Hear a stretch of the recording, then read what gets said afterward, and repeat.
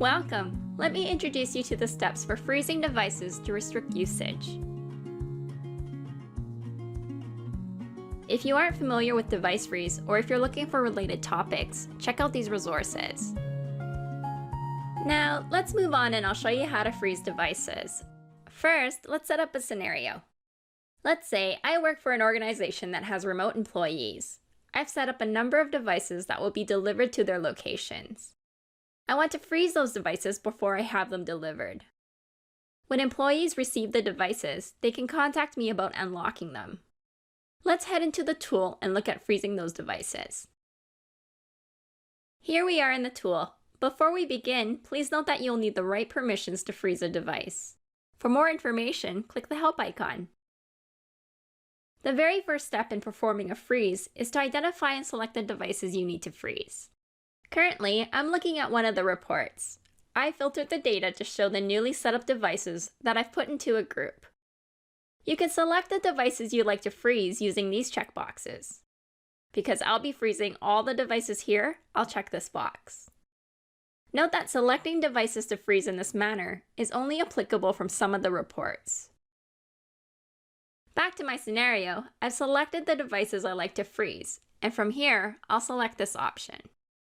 Just a note, this freeze option allows you to do an on-demand freeze and scheduled freeze. If you'd like to perform a conditional freeze, choose this option from the menu. This wizard will guide you through the steps of freezing devices. The first step is to set up the message that will appear on the device screen when it's frozen. You can create a message here and save the message for future use. You can manage these saved messages in the administration section. To learn more about creating and managing messages, check out the help. When you save a message, it's available from this menu. Now, I've created and saved a message ahead of time.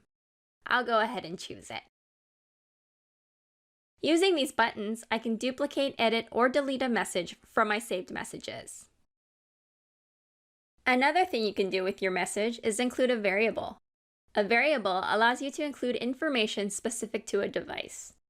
This includes custom-defined fields. I'd like to include this device's serial number in my message, so I'll edit my message to include that variable. Then, I'll place my cursor where I want my variable to appear. From this menu, I can narrow down the list of variables by typing its name. This is what the variable looks like when you're setting up the freeze message. However, it will fill in the actual serial number on the device screen when the device is frozen. I'm done with my message. Let's move on. Here, we're previewing the way the message will look on the device screen. If you're not satisfied with the way it looks, you're welcome to go back and edit it. This looks good to me, so I'll move ahead. With this step, you have a number of configuration options. For my scenario, I'd like my devices to be frozen on the next connection and not on or after a specific date. In this menu, set the option for your unfreeze code. An unfreeze code is what your user enters directly onto the frozen device to unfreeze it and make it operational again. You can choose to have the tool generate a random unfreeze code, generate the same unfreeze code for all devices, or you can manually create an unfreeze code. I'll let the tool generate a random unfreeze code for each device. I can also specify the length of the unfreeze code. The longer it is, the harder it is to guess what the code is. I'll leave it on 8.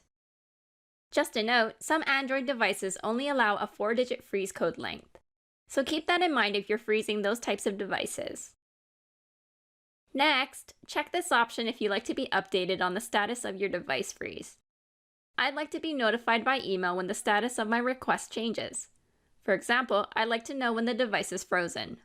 You can choose to inform up to 10 more people about the freeze request status by adding more email addresses using this button here. In the last step, confirm that you're freezing the right devices. As well, you can change the default name of the freeze request. This information appears in the reports. I'll leave it as is. I'm ready to freeze my devices. By going through this process, we've submitted device freeze requests to the device agents. At the next agent connection, the devices will be frozen. And that's your walkthrough of freezing devices. To learn more, be sure you check out the other resources. Thanks for watching!